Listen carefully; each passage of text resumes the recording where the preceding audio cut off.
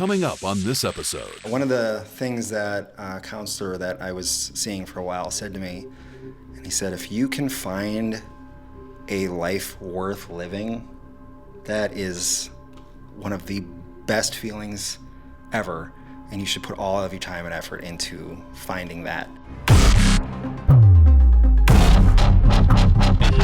Low pass, show of force confirmed, that's the enemy.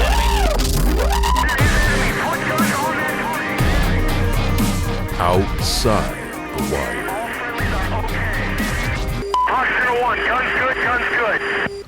All right, welcome to episode 8, I believe, Outside the Wire podcast, and we got another new topic we're talking about today, and today we are talking about understanding and learning your personality traits. There's a lot of really cool resources available, books, mentors, mentorship programs, online apps, websites you can take tests on, and these different resources, what they do is they have you answer basically a questionnaire, and then based on your answers, the results will tell you your preferences and kind of categorize your personality traits. And Chad and I both took 2 different kinds of tests, and we wanted to share today with you what our results were and how it affected kind of the path that we chose after getting out of the Marine Corps, and also just some of the reasons why you'd want to do something like this. I think what we were just talking about earlier was when you're like 17, 18, and you join the military, lots of times you don't really have a good grasp of who you are. And then as you're going through boot camp, the whole purpose of basic training is to kind of subdue some of those individual traits and teach you how to be part of a unit. And when you get out of the military, sometimes you kind of got to figure out who you are again. So we wanted to talk about the importance of why you should do that. And so you want to go first, talk about which test you took and what you learned? Yeah, absolutely. So, again, you hit on it. When you start out in boot camp, you're being taught to be obedient to order. You're taught, it's not my name, Chad, it's this recruit, all that stuff constantly happened, right? Even when you had to go go to the head, which is the bathroom, right? You had to say, this recruit, if this recruit said, I'm going to make an emergency head call, they'd be like, oh, okay, you an ambulance now, you need to be, and make you. Yeah, they make you do a little siren. Run around. Yeah. Or if you said, I had to go to the bathroom, right? It was so hard to remember to string that. This recruit requests permission from senior drill instructor, gunnery sergeant Crane to go, and you're like, it's designed like that. First of all, I'm like already like nervous to be here. Now you want me to remember how to refer to myself in the third person and to address you in a certain way. I got smoked more just because I couldn't get those words put together right. That's the whole point. Yeah.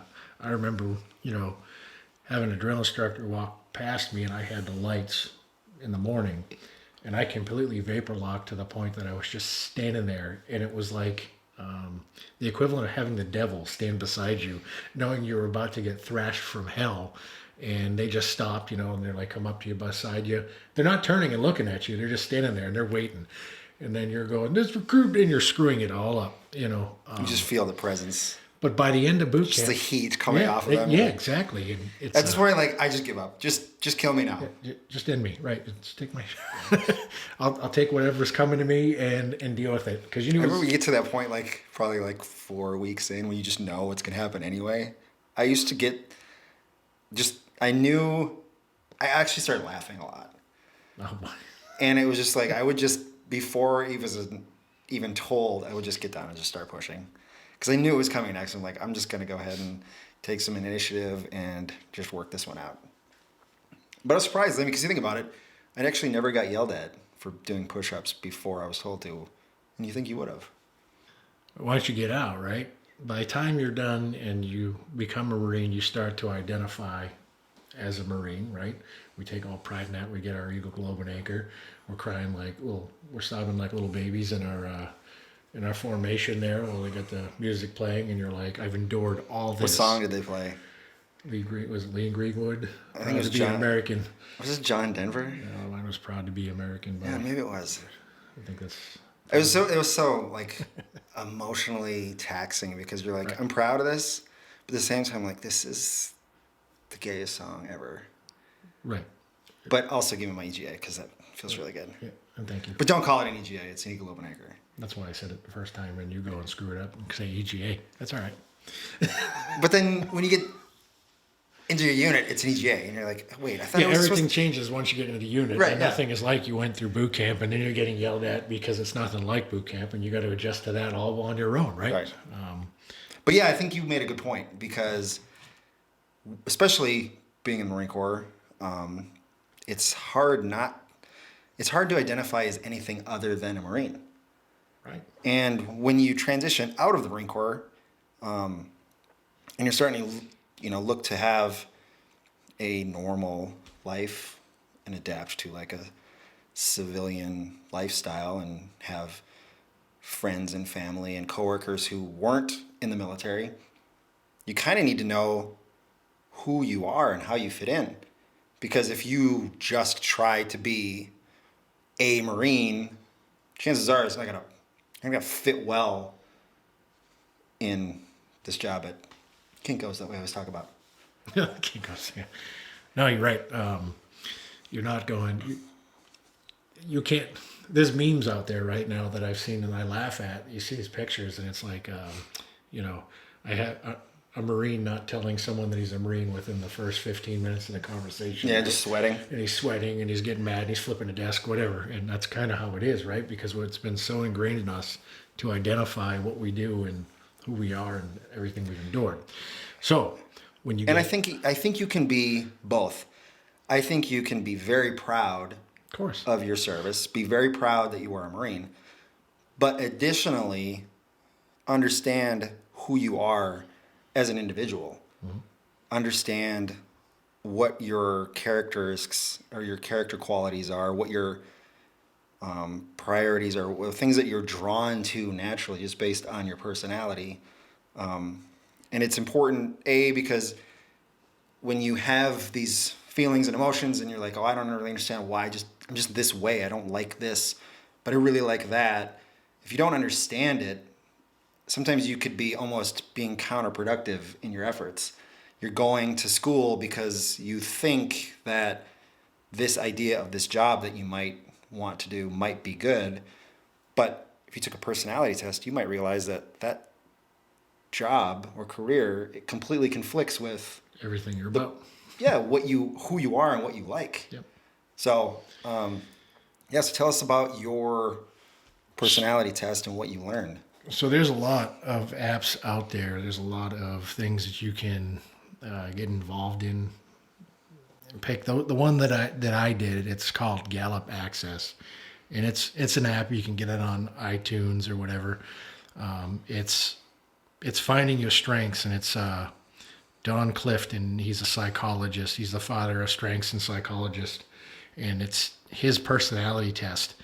And when you take the test, there's like a basic test, and there's a test you could probably put a little money into, like $40 to figure out what more in depth. But just so you get it, like, so the one that I did, the Clifton Strengths test, I got 5 top things that develop me after you take this quiz. And the first one that I got is I'm an arranger. It's people that have the ability to figure out how to piece resources together and get productivity out of it. For me, in my line of work now, as in law enforcement, that's pretty important, and it was kind of neat to see that come forward for me. Right. I got a developer, right? So that's kind of, that's thinking outside the box. That's making small improvements to better the unit, right? I had Harmony, which, I kind of laugh at this one. It was my third choice, right? Sounds really sweet. Yeah, it does, doesn't it? It In doesn't. fact, I think okay, some nice music playing in the background Yeah, right now. you know, comfortable, go hug a tree. I don't know, something. But I'm looking for so I don't enjoy conflict, but I seek areas of agreement, which I think is important once you're out of the military, to the point that you have to listen. They say it right. You're not a good leader if you're not listening to the people below you, right? Right, yeah, your subordinates. Yeah, I mean, So believe it or not, even though you're a leader, that's still harmony, right? You're still trying to get unit cohesion. You're trying to figure that stuff out. The fourth one that I had, it was belief, and it's people who, especially talent and belief theme, have a certain core value that are unchanged. Well, you know, I think all of us have our moral compasses that we go with, and how we are and how we're developed. Out of these values, it emerges and defines purpose for their life, right? So like law enforcement fit for me because that's continue to give back, continue to be there. And then my last one I thought was kind of neat is positivity, right? In the military, there was parts of your day that really sucked, you know, and it was, you just had to deal with it and move forward. But the positivity that, you try to be upbeat. You try to be a mentor. I think that's huge. oh yeah, people who are positive are more attractive, just in general. People who see other people who have a positive attitude, you're just more interesting to be around. It's just you want to be near people who have a positive attitude. So it's cool that you have that. You know, I've been, long sections of my life I was very negative and very cynical and very sarcastic. And you notice that people start to kind of like avoid wanting to be around you because you just drag everything down. So it's cool that your strength is positivity. No, it's a huge trait, and it's so these traits, believe it or not, and if you sit down and you do the test honestly, and you've said it before, being honest with yourself, right? Yeah. You can go through and go, yeah, I don't think they'd like me to answer that way or whatever. Yeah, and that's a good point because when you're taking these tests, don't take a test and try to sway the outcome based on what you think you should be. Be super honest and answer it. Take some time and really think about each question and don't answer it based on what you would romanticize and say like, well, I really would like to be this kind of person, so I'm going to answer it that way. You're going to skew the results and it's going to throw it off and you're not going to get like a really good read on who you are. But if you sit down and you're like, I'd like to say that I'm someone who likes to work out and exercise all the time, but you actually don't. Right. Don't write that you want to be someone who works out all the time. Be honest and say, I would love to work out, but I don't actually, it's not a real, based on my track record, that's not actually a priority. Right. If you look back and how you act and how you perform and the habits that you've subconsciously created, and you can change those things, but it's just better to be really honest with this kind of test because then it gives you a really accurate read. There's no right and wrong answers to these tests. No, and one thing doesn't mean you're better than someone else, or it's not about a competition. It's just figuring out who you are as an individual. And it's really helpful, especially when you're in a transitional period. If you're leaving a unit or you're leaving a job or you're getting into a new relationship or you're starting becoming a father, understanding and these aren't even about strengths and weaknesses, they're just preferences. And if you know that you prefer a certain thing to another and you understand it, it allows you to really look back at some of the decisions you made. And sometimes I've made decisions before and I'm like, why do I keep doing this? What is wrong with me? Like, why can't I just, like for me, I'm super unorganized and I don't like planning at all. And my wife is the complete opposite. She loves to plan and she likes to get into the details. And I'm more like, I just came up with an idea. Let's just go do it. I don't care we'll figure it out as we go. And we used to clash and And there was a lot of conflict there because we both had two different preferences in how you would tackle a project or think about a vacation, or, you know, it could be something major like buying a house, or it could be something small about, you know, like how are you going to spend your weekend. And if you, my wife took a personality test too, and we figured out what each other's preferences are. And now we can see each other and be like, I know that your preference is to make a plan, and she knows my preference is to just go with the flow. And instead of looking at each other like angry because we don't see eye to eye, we give each other grace, and we allow each other to be like, I know that's your thing, and I'll compromise with you. Let's just kind of go with the flow on Friday, but you can plan Saturday all out. And then we're more comfortable. Right.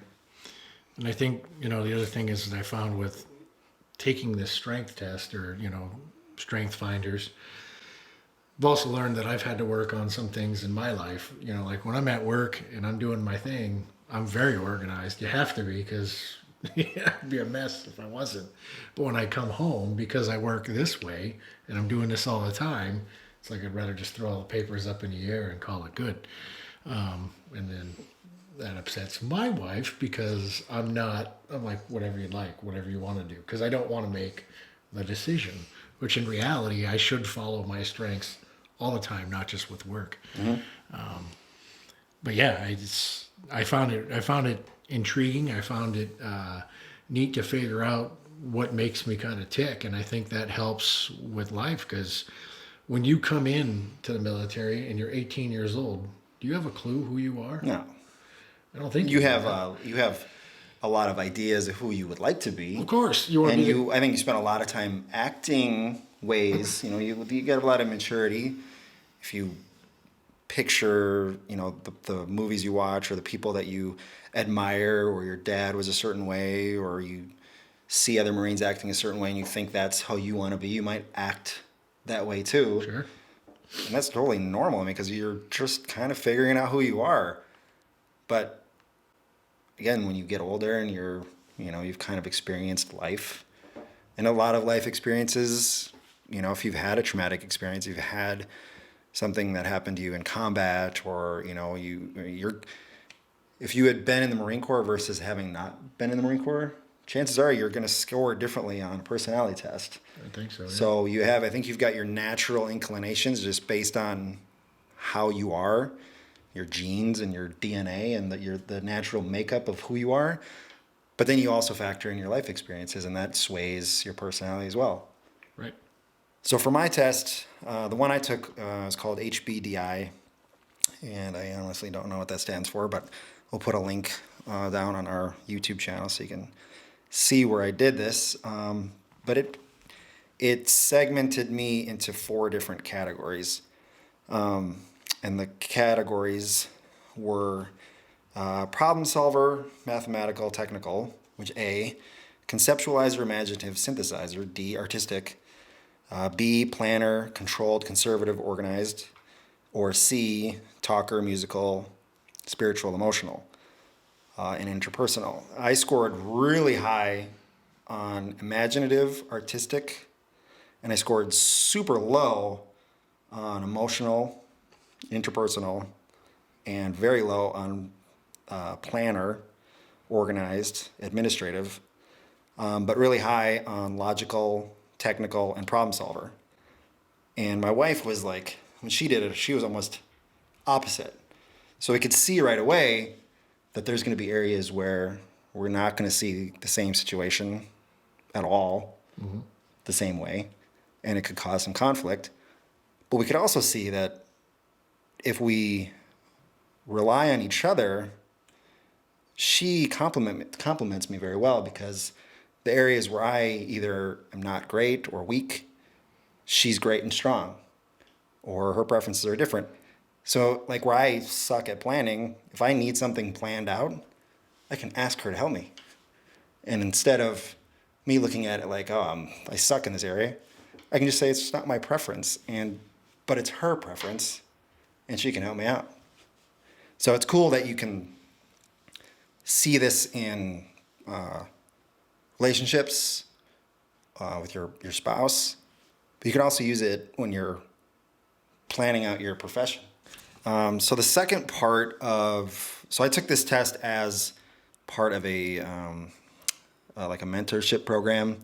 It was for, my dad was self-employed, and I kind of watched him own several businesses as I grew up. So I kind of was exposed to entrepreneurship as I was younger, and I was always interested, and I always leaned towards that. After I got out of the Marine Corps, I tried working for other companies and corporations, and it just never panned out. Like, I just had a really hard time doing 9 to 5, doing the same task every day, having like a schedule, like a regimented day, and a knowing what Friday was going to be like before Friday hit. It like, where some people like to know what to expect, it actually kind of freaks me out. I feel trapped if I know that Friday is already planned out for me and I can't do what I prefer. Like, I'd rather wake up on Friday and be like, no, I don't want to do what you planned for me. I have some completely different idea for the day. You know what I mean?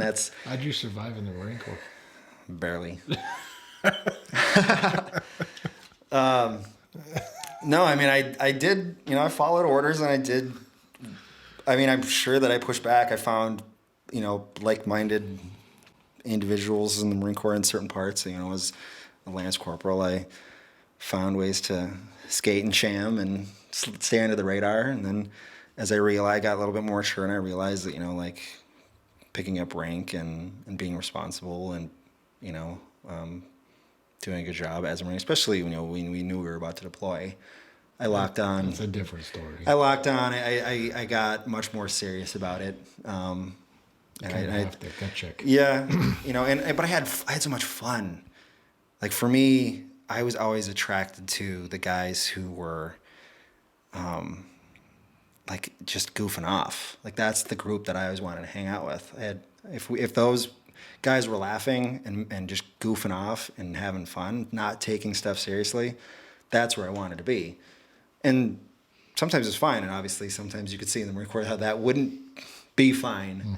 And it was also, I know some people, and when I picked up corporal, some of the guys that I was hanging out with, I was counseled by my platoon sergeant, and he's like, you're an NCO now. It's time to change this behavior, and you're a leader now, and you're going to have Marines under you, and for them to follow you and listen to you, you're going to have to lead by example. So you're going to have to change some of your behavior. So at that point, I did, shift my behavior quite a bit, and I tried, and I made a lot of mistakes. I tried to be the hard ass, yell at people, and I realized really quickly that didn't work.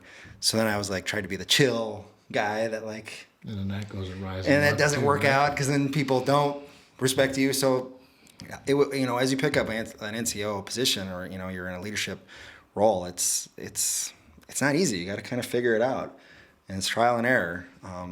But luckily, I had a lot of good Marines in my unit, and they did a good job and kind of helped me and made, when we had to do the real stuff, we worked well as a team. But part of the class that I took, and I took it because I wanted to start a business, and I wanted to learn how to be better as a small business owner. And this class was great because it taught, all of these different business tactics, understanding your finances, taxes, profit loss ratios, all these things you need to know as a business owner, which are really hard because, like, for me, based on my personality, I like the creativity side of owning a business. But the organization and planning of a business, I was just never great at. So it was hard for me to grow that business.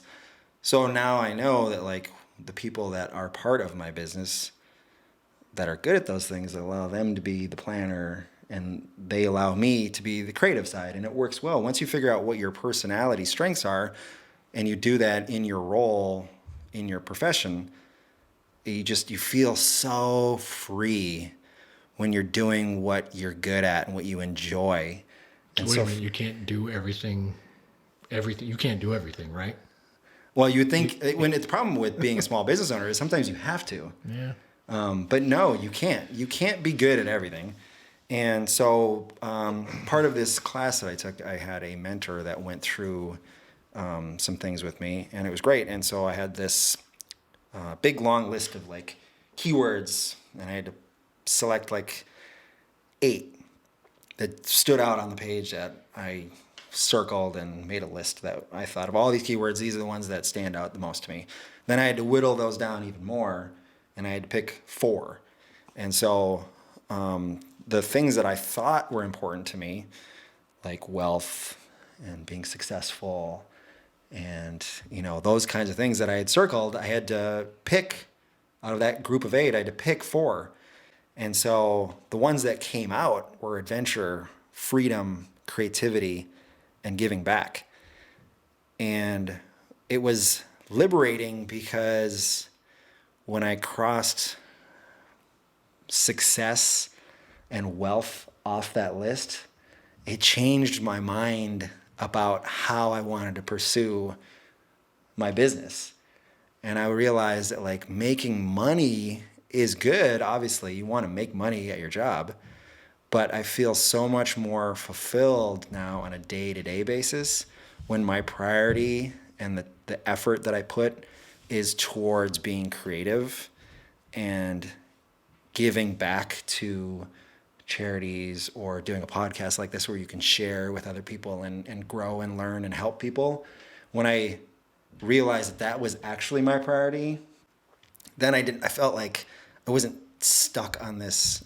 I have to make decisions based on I need to make more money.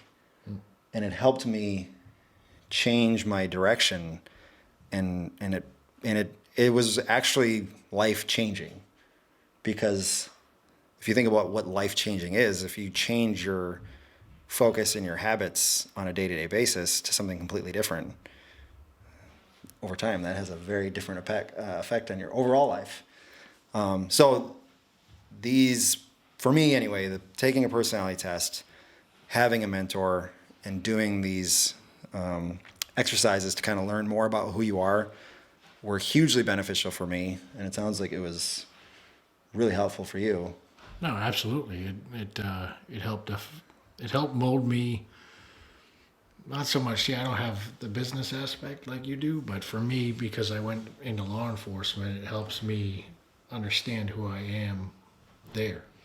And I think they're really important to do these tests to learn about you, because again, military has a switch, and they flip the switch on, make us, go and handle the objective and go do what we need to do. Right.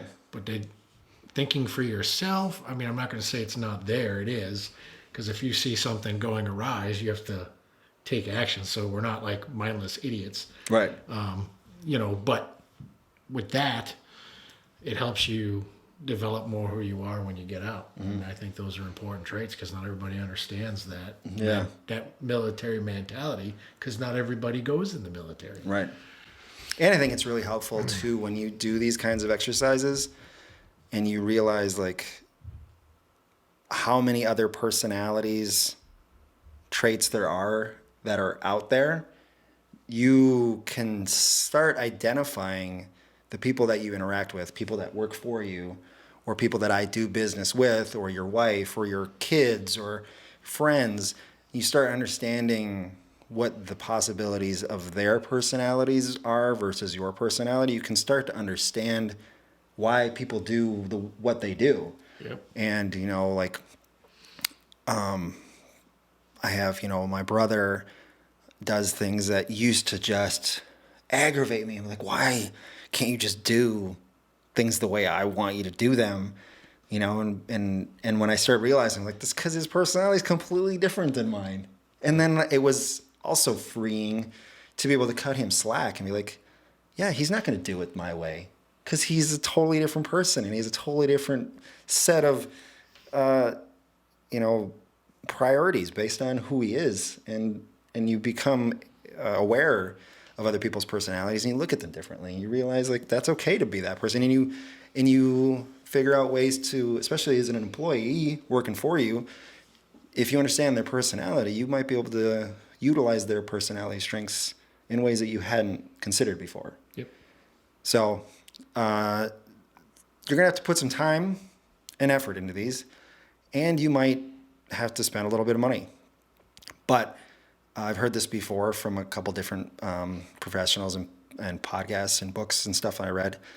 And money spent on bettering yourself is always a good investment.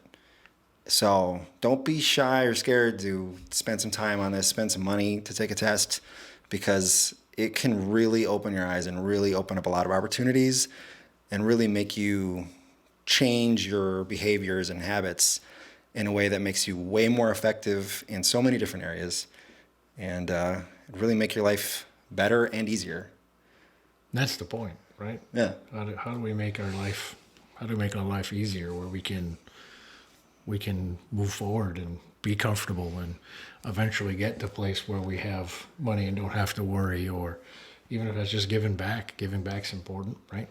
Yeah, one of the things that a counselor that I was seeing for a while said to me, and he said, if you can find a life worth living, that is one of the best feelings ever, and you should put all of your time and effort into finding that.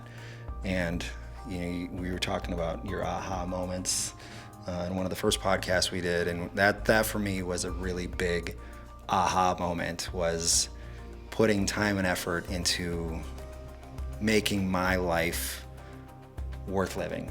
And it changed my whole attitude towards everything. It's huge.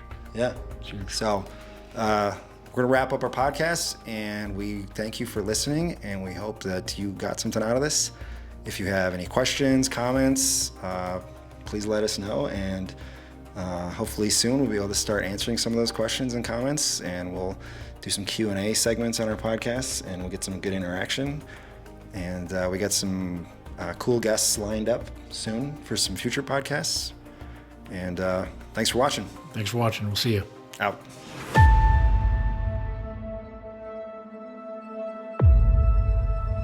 If anything that we said today helps you, it probably would help other people. So please like, share, subscribe. Let's continue this conversation. Let's grow this podcast. Let's build this community of combat veterans, because at the end of the day, we're the ones that are out there on the front line. We're the ones that can help each other best. And we're a brotherhood. So, Semper Fi. Ma'am, this is Bravo 67 QRF. We are moving to contact exit gate 2. We are Oscar Mike.